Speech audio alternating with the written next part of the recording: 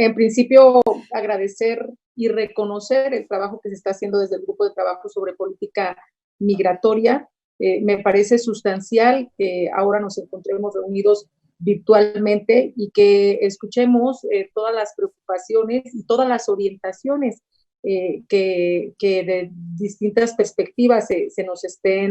estemos compartiendo, pero además para que desde el legislativo podamos efectivamente actuar y hacer lo necesario. En ese sentido, me parece, los escuchaba y cuando hablábamos de todo el marco que tenemos internacional, todos los avances que se han hecho también en México en torno a la garantía de los derechos de las niñas, niños y adolescentes, pero lo que ha representado de manera particular para las niñas, niños y adolescentes migrantes acompañados, no acompañados,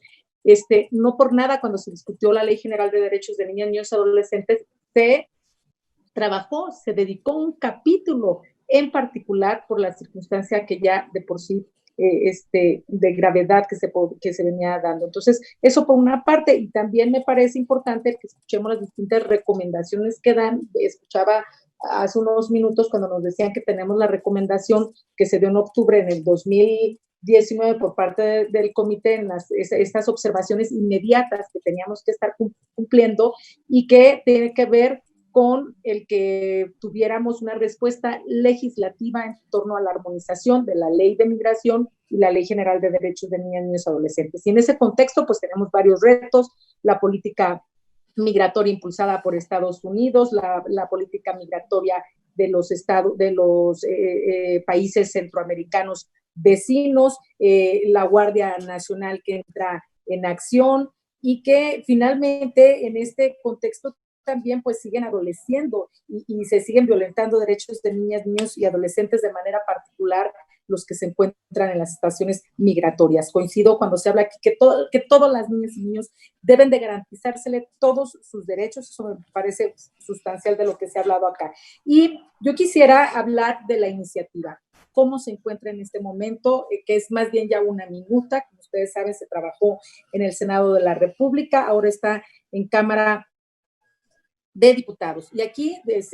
todos sabemos, pero lo voy a comentar para que nos escuchan, que las iniciativas buscan que las niñas, niños y adolescentes migrantes, extranjeros, no acompañados, sean documentados como visitantes por razones humanitarias a fin de evitar su retorno expedito y garantizar que puedan ejercer sus derechos básicos. Pero además se propone reformar, como comentábamos ya de manera integral, la Ley de Inmigración en materia de infancia migrante a fin de armonizar dicha disposición normativa de acuerdo a lo establecido y lo que se ha comentado aquí de la Ley General de Derechos de Niñas, Niños y Adolescentes. Esta minuta, déjenme decirles que ha sido discutida y comentada en distintas ocasiones. Técnica en torno a la ley, técnica legislativa avanzado, se ha avanzado en que se coincide que es necesario, pero existen algunas preocupaciones por distintas instancias para que pueda avanzar en su aprobación. Y algo que se ha comentado aquí y que coincido también que tiene que ver con el presupuesto, yo les hago un comentario, ahora que se aprobó el presupuesto en el anexo 18, sufrió alrededor de una pérdida de 26 mil millones de pesos. Entonces tenemos que también estar siguiendo peleando y acordar y visibilizar a través del presupuesto a las niñas, la importancia que tiene para la garantía de los derechos de las niñas, niños y adolescentes. Y esta minuta tendría se ha presupuestado alrededor de 839.57 millones de pesos, de acuerdo a una estimación que se hizo el Centro de Estudios de Finanzas de la Cámara de Diputados en el 2019. Entonces, aquí se ha hablado ya de los argumentos de por qué es necesario que podamos cristalizar esta iniciativa, lo que tiene que ver con el capítulo decimonoveno de la Ley General, en donde refiere de manera particular el tema de niñas, niños y adolescentes migrantes, lo que tiene que ver con el artículo 89 al 101, para armonizar y a fin de privilegiar el interés superior de la niñez y la protección de los derechos de niñas, niños y adolescentes migrantes, lo que se hablaba aquí también del artículo 112 de la Ley de Migración, ¿y en qué es en lo que vamos ahorita? de acuerdo a la Secretaría de Gobernación, ha hecho algunas observaciones en donde nos dicen, tienen algunas preocupaciones en donde comentan que no se puede usar de manera general la denominación de niñas, niños y adolescentes migrantes por los beneficios que podría traer a personas adultas que los acompañan. Otra de sus opiniones es que el ejercicio de armonización debe de atender en principio los tratados, o sea, la ley general debió de atender los apartados de la ley de migración en donde se considera que no incluyen los parámetros de atención para la niñez. Y además se comenta que ya existe la atribución de recibir a niñas, niños y adolescentes migrantes mexicanos repatriados en la propia ley de migración, y hay una preocupación en torno a lo que tiene que ver de conceder la condición de estancia de visitante por razones humanitarias a todo niño o niña migrante, ya que puede promover el tráfico de trata de personas. Por parte del Instituto Nacional de Migración, aunque se ha manifestado en algunas cosas a favor, todavía se están discutiendo algunos temas en lo que tiene que ver de que se les otorgue a niñas, niños y adolescentes migrantes de manera inmediata y sin necesidad de presentar documentación alguna la condición de estancia de visitantes por razones humanitarias, porque amplía, dicen, a la persona adulta a cargo de su cuidado, se puede prestar a un abuso de este derecho. Y por parte de la Secretaría de Hacienda y Crédito Público, pues lo que tiene que ver con los recursos, porque dice que hay que destinar recursos para la construcción o operación de los centros de asistencia social, y entonces pues se requieren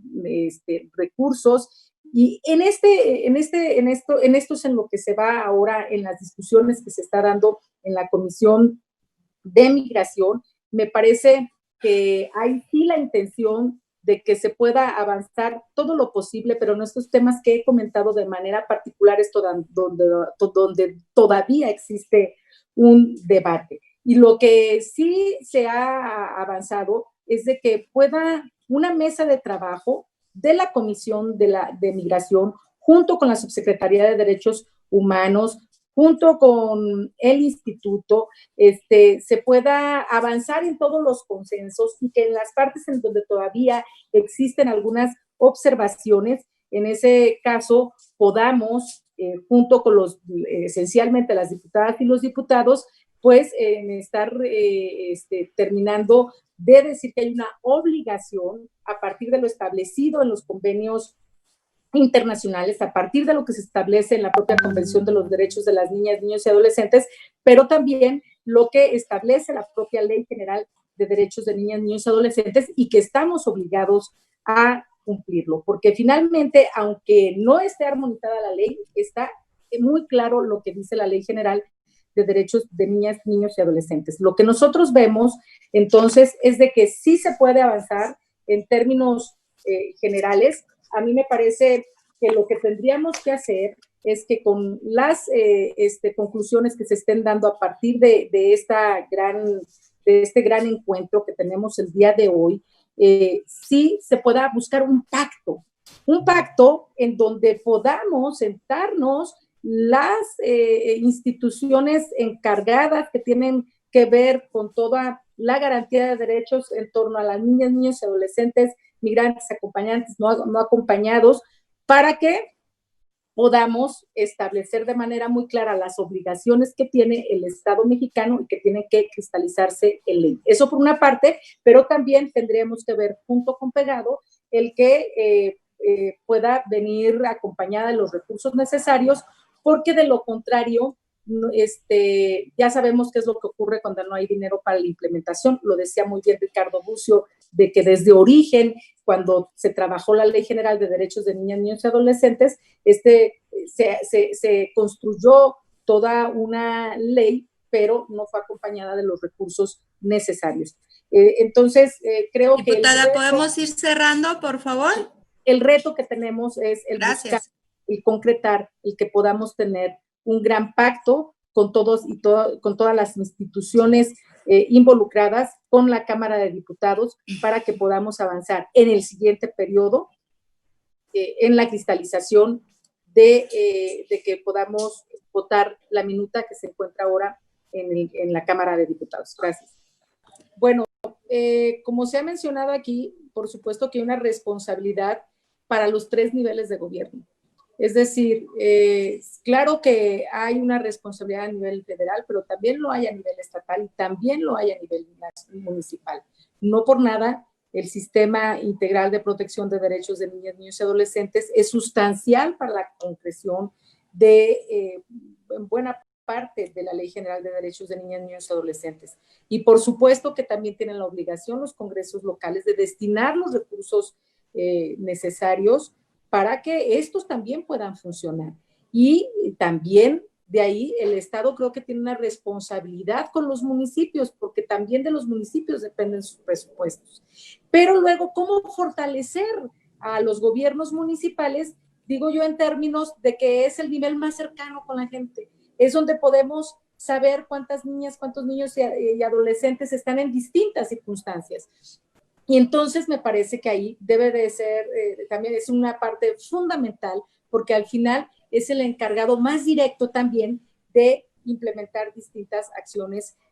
para protección y garantía de derechos de ellas y de ellos. Entonces, me parece que hay una responsabilidad compartida y me parece entonces de ahí que la coordinación que puede existir desde el CIPINA, pues ha sido sustancial. Muchas de las cosas de avances que tenemos es gracias al sistema, por eso también hay que fortalecerlo, pero hay que fortalecer también los demás sistemas para que esto